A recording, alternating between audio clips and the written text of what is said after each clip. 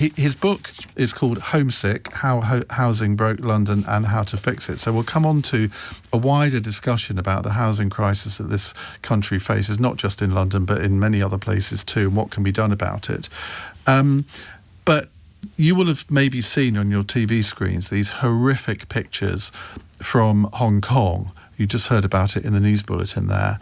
And of course, whenever you see something like that happening, you think back to Grenfell back in 2017.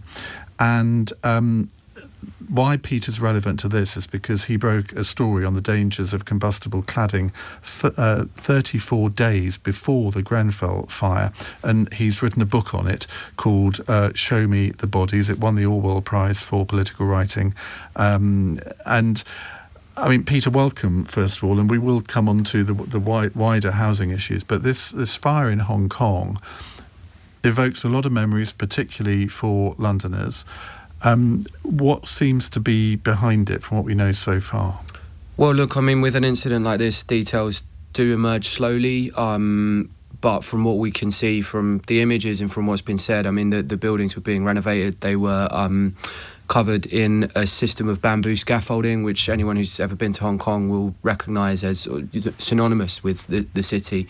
Bamboo is combustible, and the statements from the police say that there was styrofoam combustible plastic on the walls of the building. So you would have had plastic burning directly attached to the walls, and then you would likely have had the scaffolding system igniting as well, and probably those two things working together to create a sort of chimney effect, driving the fire up the building and the smoke back inside.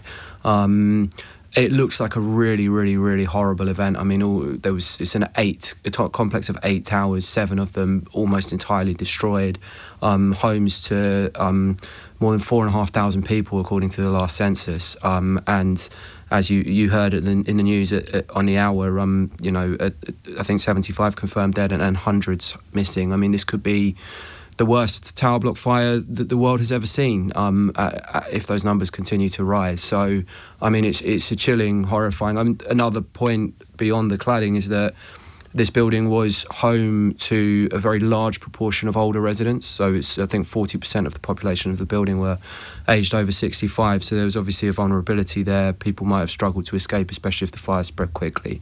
So yeah, I mean, for Londoners and for the Grenfell community in particular, horrible memories will be being brought back by seeing these pictures, but just a reminder of the horrible consequences of getting safety wrong when it comes to high-rise buildings. Do you think that other countries, looking at what happened at Grenfell, they have taken the requisite safety measures that they need to? Do you think we have? I mean, have we learned the lessons? I mean, well, it's an excellent question in both parts. I think certainly no to the first one. I mean, there are many buildings around Europe which are still clad with the same material on Grenfell Tower. There was a fire in a hospital in Spain only a couple of weeks ago which had the same cladding, ACM cladding. We lost 10 lives in Valencia earlier this year with ACM cladding. This material was sold globally. It wasn't just sold in the UK market. But a lot of the time with fire safety and fire events, we're very focused on our own borders. And, we've seen now a number of kind of big, dangerous fires in high-rise and, blocks of flats around the world. And it really is a global question here about the safety of these building materials and learning the lessons to prevent it happening. With regard to the UK, look, I could talk for the whole hour about that, but in the briefest terms, there are still many, many buildings out there with dangerous materials on. The government has put all sorts of things in place to try and fix it, but it's happening very slowly. And all the time those materials are still on buildings, you do run the risk of something going wrong, although probably not as serious as what we've seen over the last couple of days in Hong Kong. And where are we with the legal action which people want to happen? In terms of the criminal cases for the Grenfell Tower fire, the Metropolitan Police have interviewed 53 people under caution for offences ranging from manslaughter to fraud to all sorts of fire safety order breaches. But we're unlikely to see Case files go to the Crown Prosecution Service until Easter. It will probably be then a further year before they're authorised to make arrests, if that even is a decision the CPS makes. And then trials wouldn't start for, at least 6 months or a year after that. So we'll go past the 10th anniversary of the fire, tragically, certainly without convictions and possibly without even trials starting. And you have to contrast that. I think another thing people in the Grenfell community will be acutely aware of today is that there are people behind bars in Hong Kong. Arrests have been made. Now that hasn't happened yet for them. They haven't seen that. They haven't seen anyone held to account criminally. And so, I'm sure that, the anger and the upset that they're feeling about the fire happening will be mixed with a sense of, the slow progress of justice that they've experienced for the fire that devastated their homes. Do you believe people will end up in prison? I would say the Metropolitan Police have had an awful lot of money for this investigation. They have thrown a lot of manpower at it as well. And there's an extraordinary amount of evidence we've seen from the Grenfell Tower inquiry. There's pretty incriminating emails out there. So I would hope so. But I think that even if you do get some justice, if it takes 12, 15 years after the event, then there's an old saying about justice delayed. Marita has sent in a question for you. She says, please ask Peter about the number of people still impacted by cladding in the UK, estimated to be about 600,000, waiting for remedial works. Yeah, I mean, that's absolutely right. I think that the figures might actually still continue going up. The 600,000 we know about, but more buildings are still being discovered. Lots and lots of people will have had a fire assessment of their building which says there is a risk to life safety as a result of the materials you've got on the external walls, and probably there's internal problems with the building as well. We spent a long time in this country building buildings in a way that's not safe. They are facing a sort of endless stream of legal battles and broken promises and various different parties refusing to take responsibility, and that's something which for many of them has been going on now for almost a decade of their lives, and it's horrible. People can't move house, and this sort of soaks up so much emotional and mental strain that I know many people who are in that position, and it's torture, frankly, for them, as they sort of have this, never-ending wait for their building to be fixed, which is a simple request. And how confident can we be that any new tower block that is being built is safe in terms of sort of the materials that are being used? Well, look, I mean, it took the government a couple of years after the Grenfell Tower fire, but they did ban the use of combustible materials on the outside of buildings above 18 metres eventually. We've got a new process in place of monitoring the way buildings are built and the way they're designed when they're above that 18-metre threshold. However, that has had a difficult start to life. It's caused a lot of delays in the construction industry, which we might come on to in the wider conversation. I think things have definitely moved forward since Grenfell, but there's inherent problems in the way we build things, especially when we're trying to do it in the cheapest way possible. That means you can never be entirely sure. Right, let's talk about your book. It came out in September. It's called Homesick, How Housing Broke London and How to Fix It. What motivation? I mean, it's a big undertaking to write a book like this, so you obviously knew it's going to take a long time. Why did you want to spend however long it was writing something like this? I mean, well, I've been a journalist in this space for more than 10 years, so sort of some of the heavy research that you have to do to write a book was part of my day job for a long time anyway, so that helped. But I think it's more a personal undertaking because, I'm not unique in this in any sense, but I'm a Londoner. I was born in East London in the late 1980s. Are you a fellow Hammer? I am indeed, Ian. Excellent. I am indeed. You can come back. Well, I was born. I grew up close enough to Upton Park that I could keep score by listening to the cheers from the stadium. So, not anymore though, sadly. But So I mean, I grew up in a city that was very different in a housing context, in a sense that this was a city where, middle income, lower income, working class families could find somewhere to live that was decent. London had a lot of problems back then. I don't want to be rose tinted about it, but the fact is, your dad could be a mechanic, your mum could be a nurse, you could have a single parent household, and your parents could afford to buy a home, or there was social housing available for people who couldn't afford to buy to get into, without these kind of, decade-long waits that we see these days. And the 35, 36 years of my life that has elapsed since then have seen that eroded. You know, now for my generation, I'm raising children now, and the question of housing is the dominant question for the lives of young people in London in particular. And we could talk about the rest of the country as well, but the crisis in London is more extreme in that question of affordability, and it limits people's future. It makes people angry. It soaks up so much of the money you earn, and so why we have journeyed from that position of a relative degree of security to this position of almost no security whatsoever.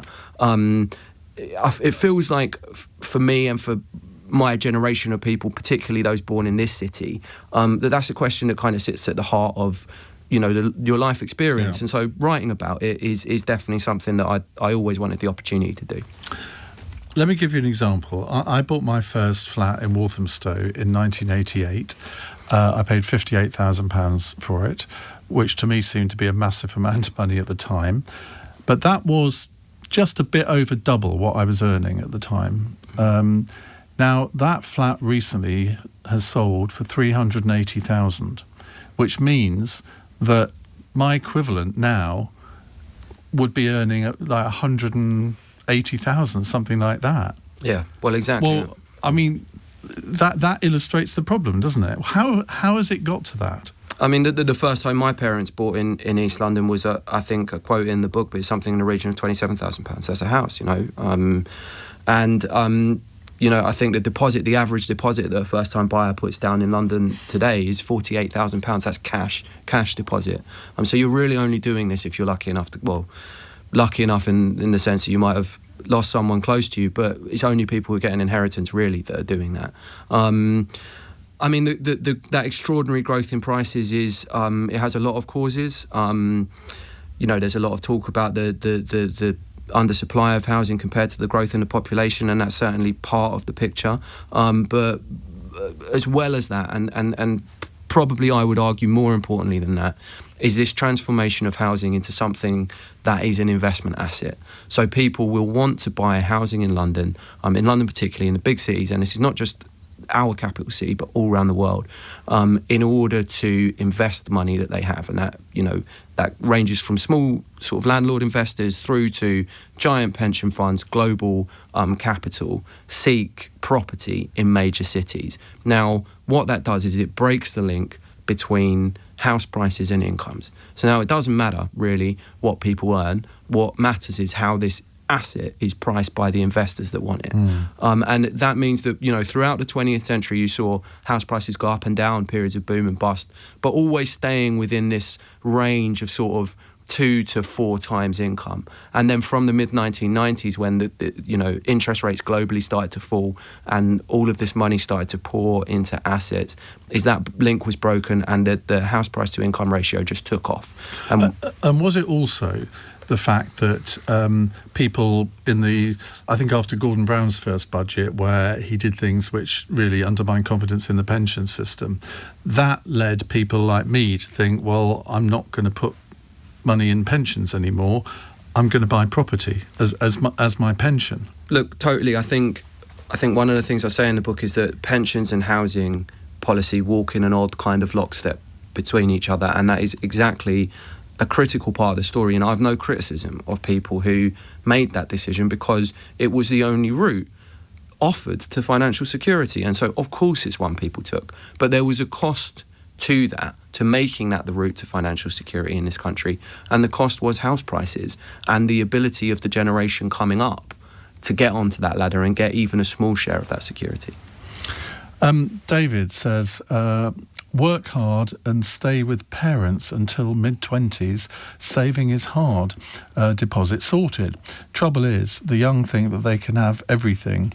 Social media is a lot to blame. Now, I suspect you could pick apart that quite well, but the fact is that people are having to wait till their 40s to get a deposit together. I mean, look, you've got to look at the numbers that I've said there. I mean, the average deposit, that's not even the largest deposit, is £48,000.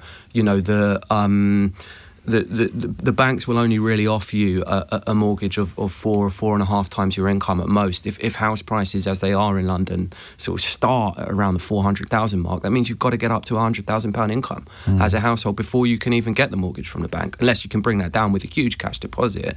And look, this thing about live with your parents, sure, that's fine if your parents live in London. You know, mine did, and I saved up. That is how I saved up to get a shared ownership home. But what if your parents live in Hull and there's no jobs available? You know, what if your parents have passed away? What if your parents rent? The simplicity of that argument might be available to some people, but a housing policy needs to be fairer than that. Right, we will come to your calls after 5:30, 0345 6060 973. If you want to ask Peter Apps a question, maybe you've got a suggestion for what the government could do to encourage more house building. Because in the end, yes, there are lots of reasons for our housing crisis, but lack of supply is surely one of the big ones. And having promised to build 1.5 million homes during the 5 years of a Labour government, all the figures demonstrate that they haven't made a particularly fast start on that. But of course we have to remember it's not government that builds houses generally, it is house builders, and they don't seem to be doing that at the moment. We'll ask Peter why that is. It's 19 minutes past 8. This is LBC.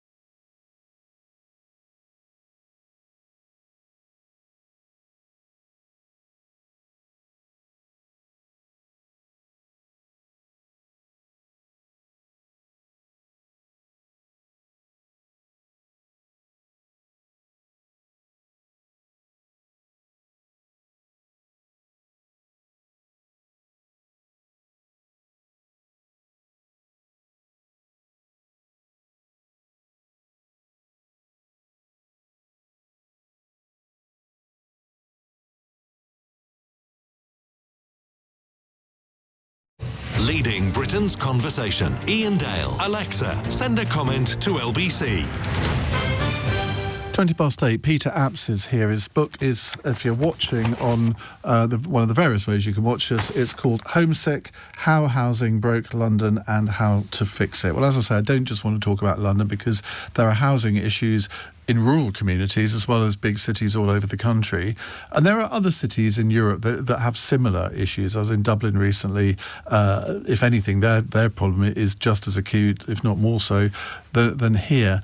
But is it predominantly down to a lack of supply? I think a lot depends on where you're talking about and what you're talking about. I mean, you mentioned a few different examples there. I think if you took a rural community, for example, it might be very, very closely linked to supply. You've got a village that just needs a few more houses and they're unable to get them built, then you can see such an obvious link between those two things.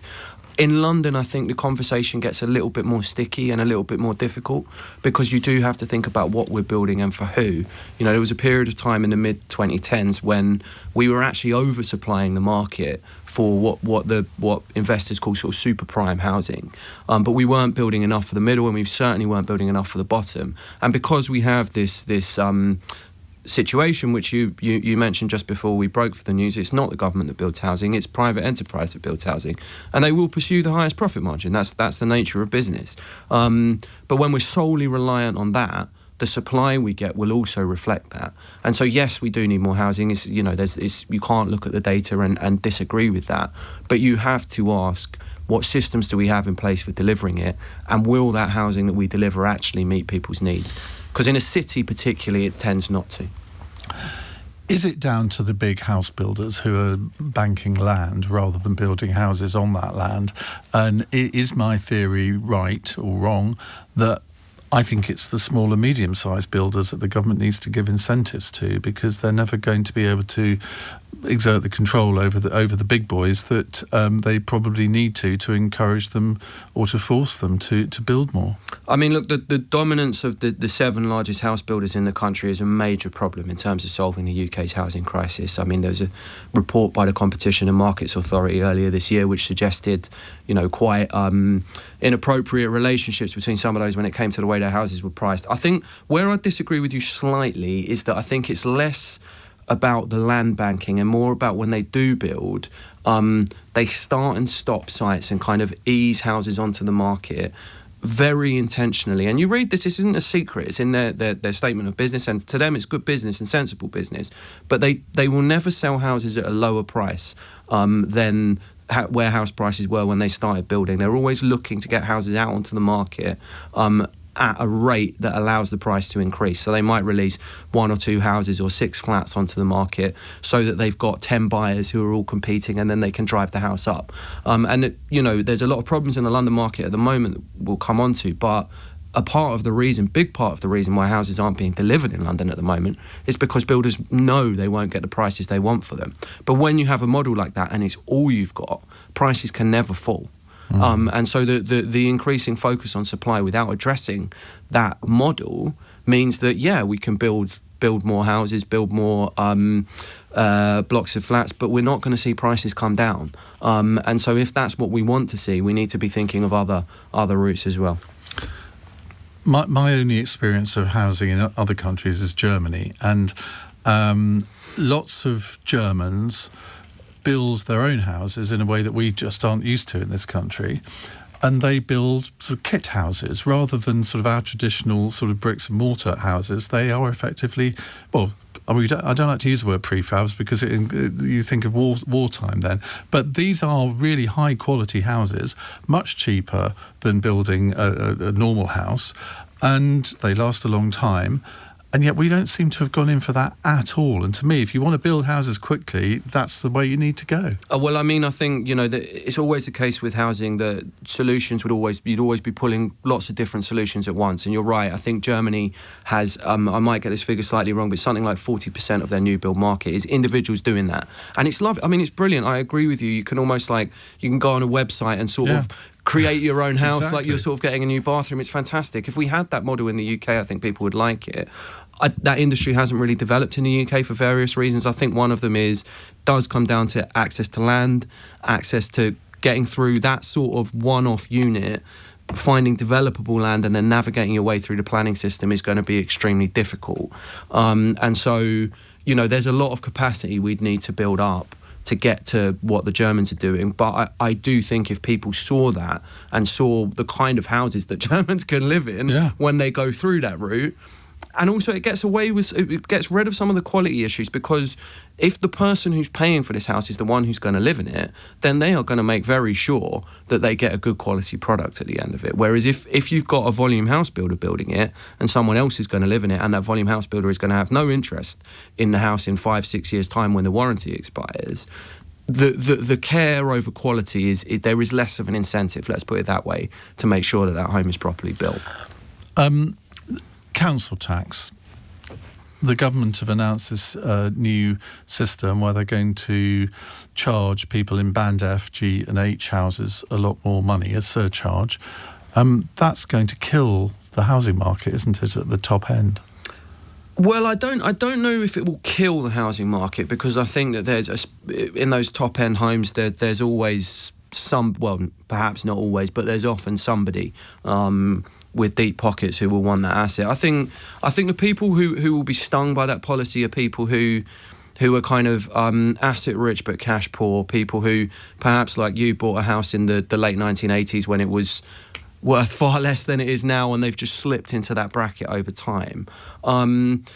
But I do think that, I mean, we do council tax valuations come from 1991. So much of the UK's wealth now is wrapped up in housing wealth, and yet all of our taxation sits on incomes. And so I think any chancellor does need to look at ways to address that. This does feel a little crude, and I'm sure there will be people who unfairly struggle as a result of it. But the broad principle of saying, look, as a nation, much of our wealth is now contained in housing. Our tax system has to look at that as well. It has to be a practical step that we take. Right. Here's an interesting one for you. Imagine that you are Secretary of State for Housing. Give me 2 things that you would immediately do to reform our housing system, to encourage more house building, and to just change the whole system so in 10 years, 20 years' time, it actually functions. I mean, look, I'll pick a couple, but there's short-term, immediate things that you would do to alleviate suffering right now, and then there's longer-term things you put us on a better footing. I think just 2. I find it astonishing that London boroughs at the moment, and this isn't just London, it's across the country, but again in London it's most extreme, spend £5.5 million a day on temporary accommodation for homeless families. That money goes to a motley collection of hotel chains, odd little landlord firms, estate agencies that do guaranteed rent for landlords who aren't interested in their property. That is a complete waste of public money, and the quality of housing we get from it is dreadful. You need to find a way to use that money to either buy or build an asset which the council will own over a long period of time, and use that to house people in housing need instead of farming them out to the private sector and just handing over nightly rates which are extraordinary levels of money for no value to society over a longer period of time. Second thing I would do is a little bit more fiddly, and it will probably require me being Chancellor rather than Housing Secretary, but I'm going to take that in this hypothetical game. I'd look at the way that we account for social housing as debt on the balance sheet, because at the moment it goes down as, if we borrow to build a social rented home, it goes down as the same as borrowing to put into revenue spending or to buy anything that we do with that money. Now, a social rented home, you get rent back over a period of time that eventually pays off the debt that the government took out to build it and actually generates a surplus for you. So what you're doing is creating an asset for the state, which means that debt is different. Taking on debt to build something that will pay back its investment is different to taking on debt to just, it's different. It's the difference between investing in a house of your own and spending on a credit card at Argos. And so I would change the way we account for it, and that would give us so much more freedom to invest as a nation. Our housing problems were much less extreme when we had a genuine large investment year to year in not just housing benefit but in bricks, and both Labour and Conservative governments in the decades after World War II did that, and we can do it again, but we need to look at the way we account for debt if we're going to get there. Guy says modular homes, not prefabs. Hofhaus is an excellent German builder of modular homes. There are a number in the UK and often in super prime locations. Equally, you can build modular homes at a lower level. IKEA were talking about doing it. Well, there's a thought. Well, I mean, look, I will say on that, I mean, every time someone talks about housing, someone will say that modular housing is the answer that we all need. There was a big push into modular in the 2010s. Legal and General, huge house builders went in with millions of pounds. They've almost all gone bankrupt because Really? The model has failed. The factories have shut down. The housing schemes have been, under lock and key, and they're demolishing even some of these modular developments that we had so much hope for. We haven't worked that model out yet. We've ended up with whenever we've gone head over heels into modular in this country, we've ended up with expensive failures and poor quality housing. I do believe that we could get that right. I think it's a nut we could crack, but just saying the word modular isn't enough. We need a strategy to figure out why it failed before if we're going to succeed at it again. Right, Peter, we'll be taking your calls in a moment. 0345 6060 973 is the number to call. Matt says, great guest, Iain. We only book quality people, Matt. It's 8:32 on LBC. Daryl Jackson has the news headlines. The government's abandoned plans to allow workers to claim unfair dismissal from day one. Protections which currently kick in after 2 years will now take effect after 6 months in a job. Vladimir Putin says he's ready for serious talks about peace in Ukraine following Donald Trump's proposal. The Russian leader claims the current plans are only a basis for a future agreement, not a final version. And at least 83 people are now known to have died in huge tower block fires in Hong Kong. Flames spread through 7 apartment buildings, leaving hundreds unaccounted for. LBC weather, cloud and rain will clear the southeast tonight, leaving many places dry but breezy with clear spells. Heavy showers will spread across northern and western areas overnight, lows of 7 degrees. LBC.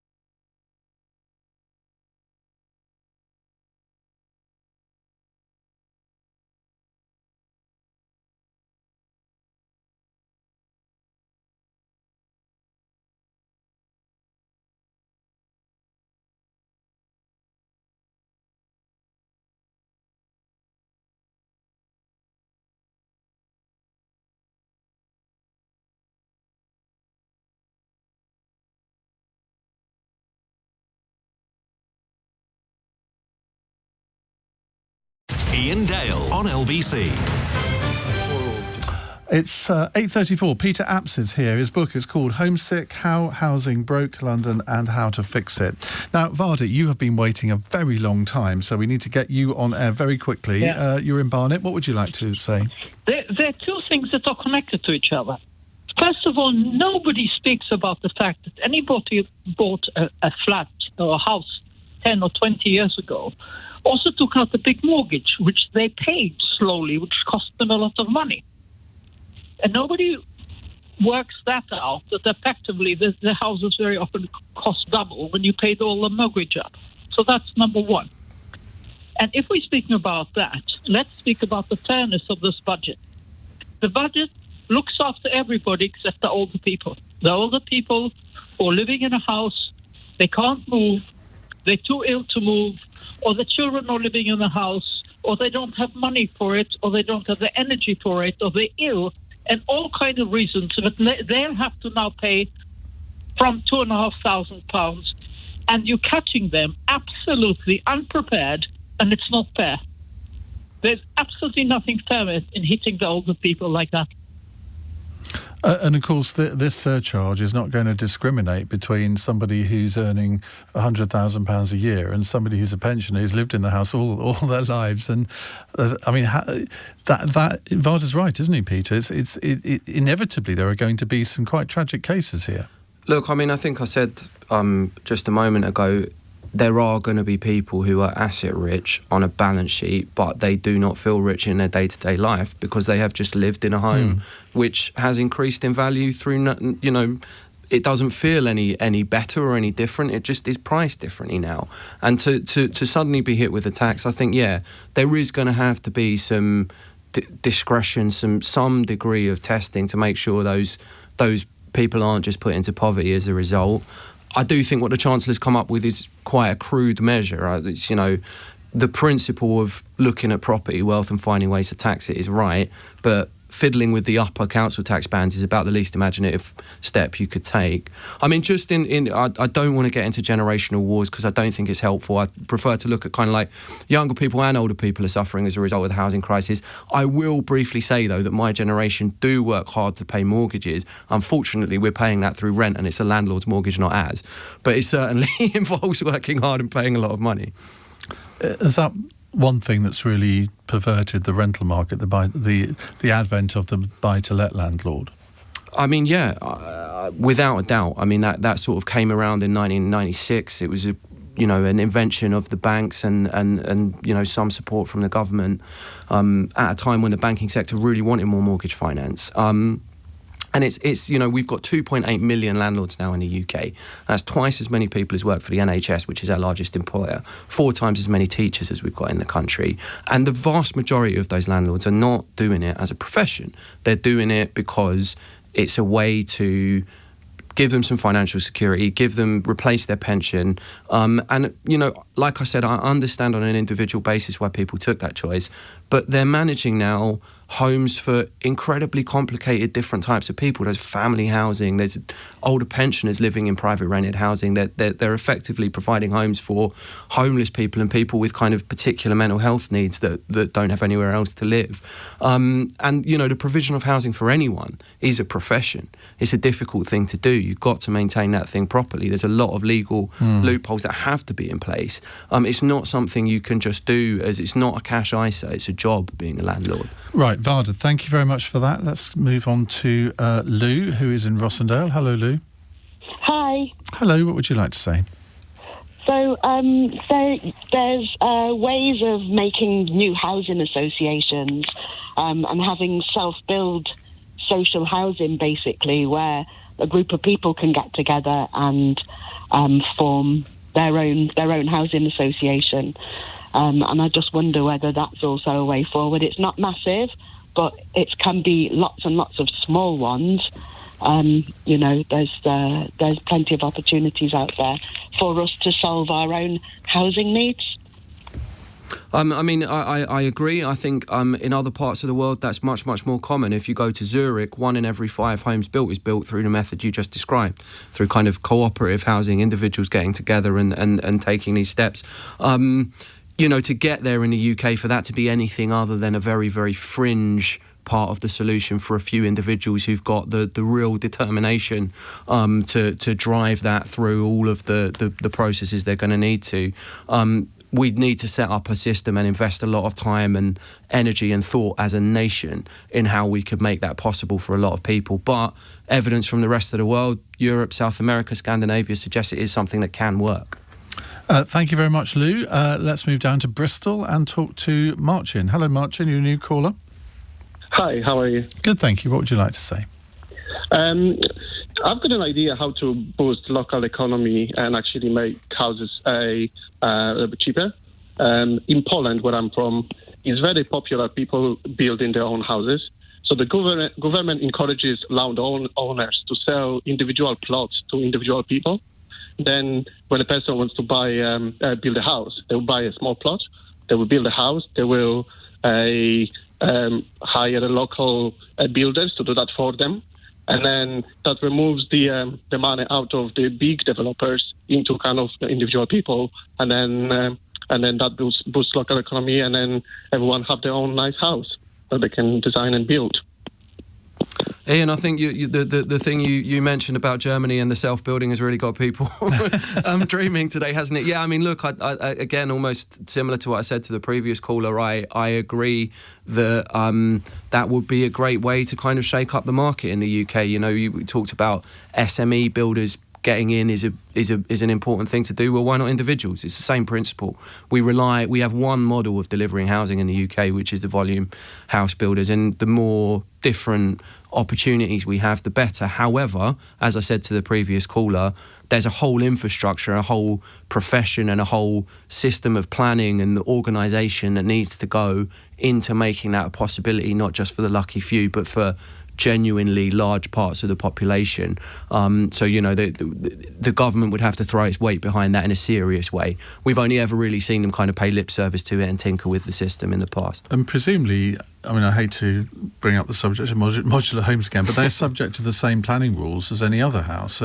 But the disadvantage is, I suppose, when you come to sell it, because people aren't used to them, it might be quite difficult to sell. Yeah, not just individuals, but mortgage companies as well. Yeah. I mean, you've always got to get the mortgage providers on board with a new type of housing. I mean, it's sort of counterintuitive to think about, because you think of modular being designed in a factory and precision engineered almost, but those modules have still got to be stuck together by someone on a building site. And we have seen some quite serious quality issues with modular, especially over a longer period of time with some of the older modular developments. Modular's been a thing since World War One in this country, and a lot of those houses have not aged well. So the getting the quality right with modular is part of solving that problem. Okay, thank you very much, Martin. Let's go to Manesh in Southall. Hello, Manesh. Hello, Ian. What a wonderful guest you got on today. I commend you to have someone with so much expertise, and he says it the way it is. I really appreciate that. He's answered most of my questions even before I can start to talk. But Peter, do you agree with me? It's hard to follow a trend where the government wants us to build affordable housing when, as you know, the cost of construction is about £200 a square foot, and whatever you pay for the price of the land and the extra costs which are involved with the planning issues which they are coming with now, it's difficult to give that affordable housing because they're not going to be affordable to most people. Would you agree with me on that? Well, I mean, look, I do, and thank you for the kind words at the start as well. But I mean, the cost of construction is a major problem. I mean, all over the country. I think, at the moment, in quite a lot of parts of the country, that you cannot afford to build, even if you take land out of the equation. The cost of constructing a home, just because of the cost of labour and materials, goes above the amount that people can afford to pay for it, even on the private open market, let alone before you get into affordable housing. What would the construction cost be of a sort of fairly normal, ordinary house on a reasonably sized estate built by one of the major house builders? I mean, it's going to depend on where in the country it is and the design specifications and all that sort of thing. But I mean, it's getting up to sort of £500,000 and more. You can't. Well, I mean, that's in the London market. There's definitely other parts of the country where it will be lower than that. But the fact is, one of the reasons builders aren't building in London is because the cost of construction is above house prices. And so they can't turn a profit on it. And, we can criticise builders, and I do and I have, but when the economy's there, you've got a very serious problem. I definitely don't want to mention the B word, but there've been a lot of things happening to the economy over the last couple of years that have been unhelpful in terms of keeping construction costs down, and we're always going to reap the costs of that. And that is the case now. It's a very, very difficult challenge. So effectively, a lot of the Eastern European builders have gone home. Yeah, I mean, not just that. Like, look, that's if you're importing any construction products, then the cost of that is higher now. It's not just Brexit, the war in Ukraine, the increase in energy prices, creating building materials is quite energy intensive. All of these things go through the supply chain and add to cost in the end. But Brexit is a part of that. And it is. I wrote about housing before Brexit. I'm not going to. One of the things everybody said when I said to them, "What is the impact of this going to be on the housing industry?" Not remain, not leave. They're just industry analysts. They said, well, the cost of construction is going to go through the roof, and that has happened. Okay, well. Some listeners might expect me to take you on that, but I'm not going to because we need to go to a break conveniently. It's 8:45. Nick Ferrari at breakfast on LBC. Let's turn to the person, of course, who's at the heart of all the news and the headlines this morning, Chancellor Rachel Reeves, who joins me now. Having said before that it was all fully costed, last year you fixed the foundations. Can you assure my listeners now, read my lips, no more tax increases as and when you present next year's budget? Look, no Chancellor can predict the future or write next year's budget, but I made my choices yesterday to get NHS waiting lists down, cut the cost of living and reduce the debt. But look, I've doubled the size of that headroom against our fiscal rules yesterday so that we can withstand the shocks, which I'm sure will continue to come our way. Nick Ferrari at breakfast. Back tomorrow morning from 7. Listen on our free Global Player app or the new LBC app.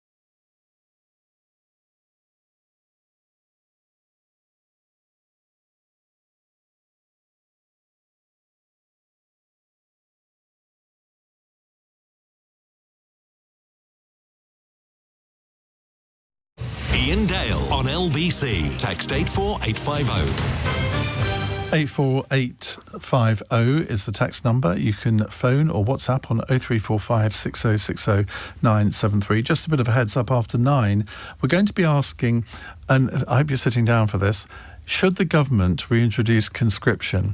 I don't think this country has a history of conscription, but when you look at the threats that we're facing in the world, I wonder whether it's something that we might do.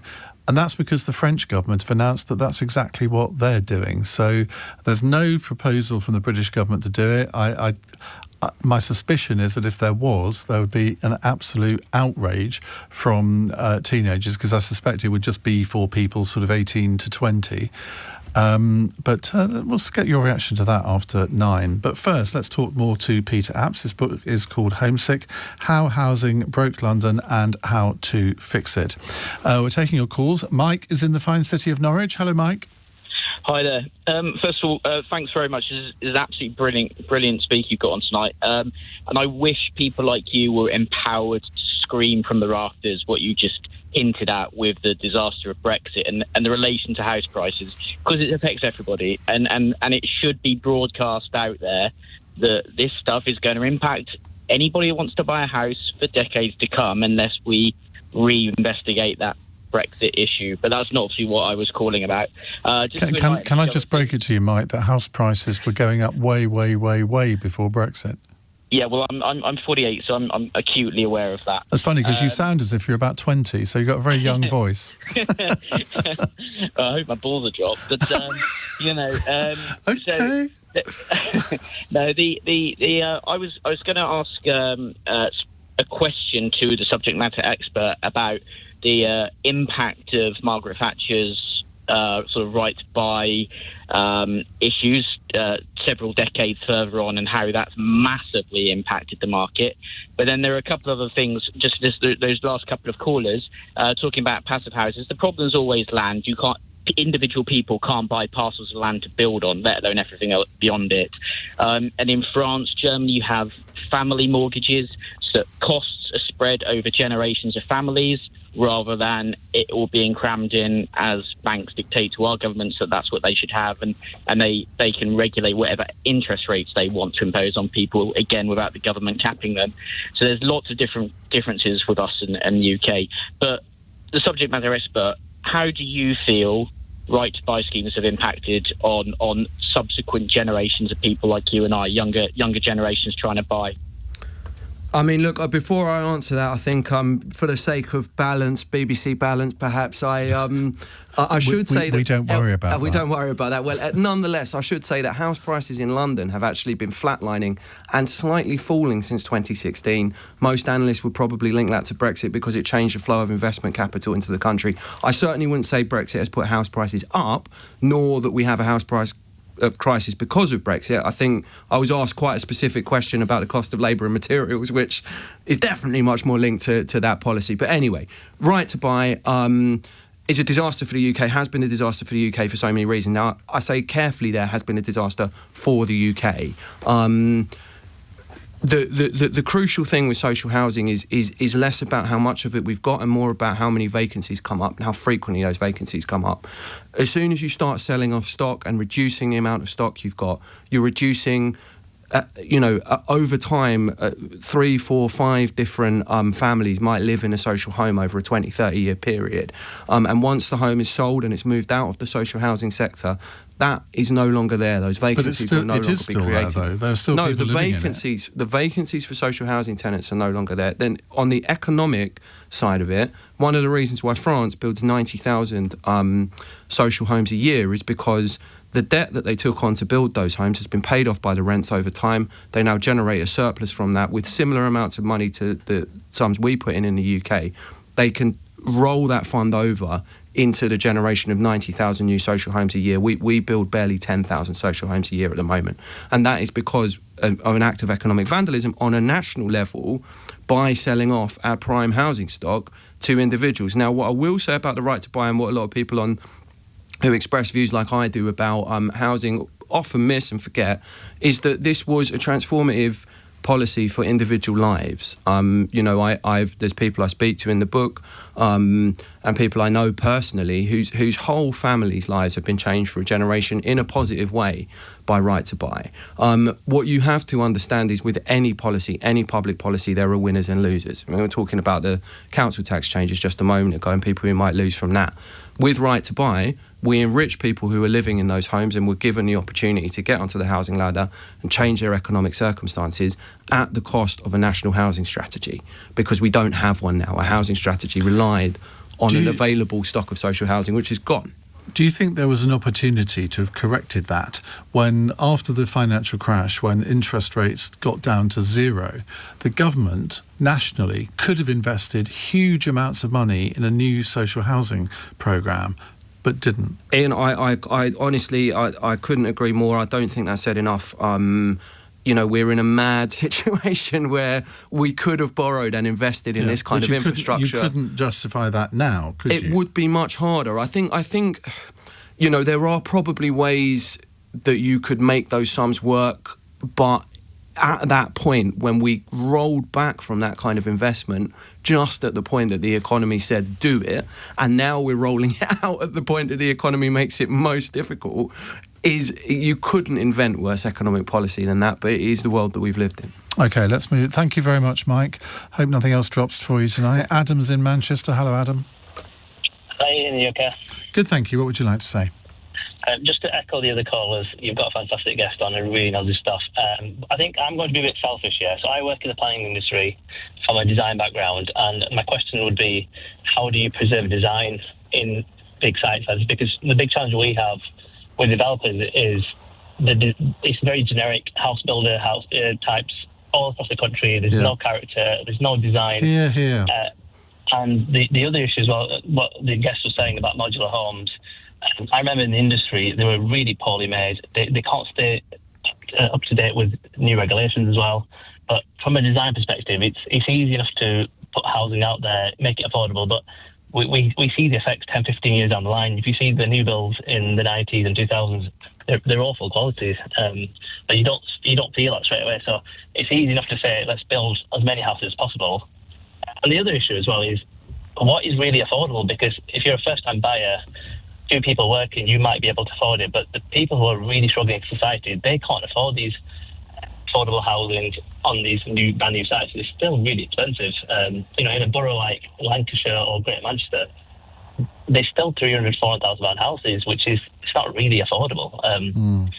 So I'd like to see your thought of design. How would you preserve design? This phrase affordable housing has always been a complete misnomer because people think it's cheap, but it isn't. Anyway, design, Peter. I think, again, I agree with the caller's point. What happens a lot with housing schemes is that we have grand ideas at the start. We have all sorts of different professionals involved in this planning process. But as we move through the various stages of getting a house actually out of the ground, a lot of the stuff that isn't what the building industry will call net lettable area, so the stuff they can actually sell, just gets cut away and cut away and cut away to increase and maximise that profit margin as much as they can. And that means, unfortunately, a lot of the elements that people want, a lot of the green space, a lot of the amenities. It also means things like flood protection sometimes. And so you do have this process where the designers, the architects, the master planners know how to build really attractive, really, places that people would really want to live and really value. And that isn't what comes out at the other end because of the dominance of one question, really, which is how do we maximise the profit from this scheme? And what you need to do about that is we need to change who owns the land long term. If you need long-term land ownership, long-term master planning. But at the moment, the decisions all go through this prism of, we've got a volume house builder, they want to turn out volume because they've got a statement to make to the stock exchange at the end of the next quarter. And that's the driving factor of what gets built. And, that you're right.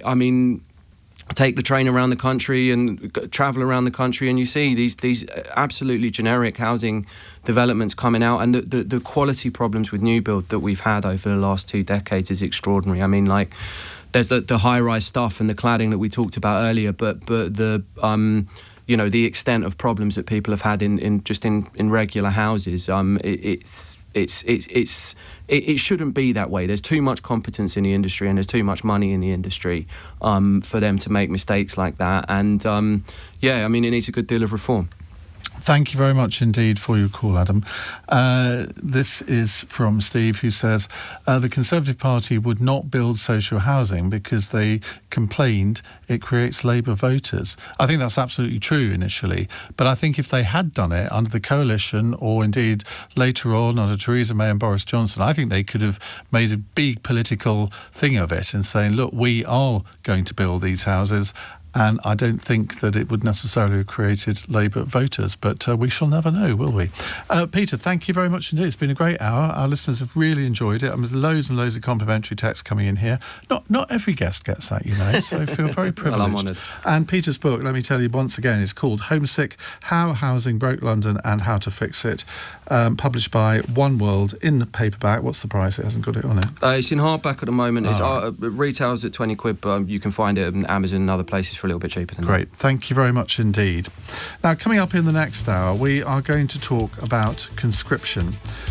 You might think it's a bit of an odd thing to do in some ways, but we're doing it because France is going to reintroduce laws on, a form of military service 25 years after conscription was phased out under President Chirac. So that obviously leads us to think, well, if it happens in France, could it happen here? What would be the advantages of some sort of military conscription service?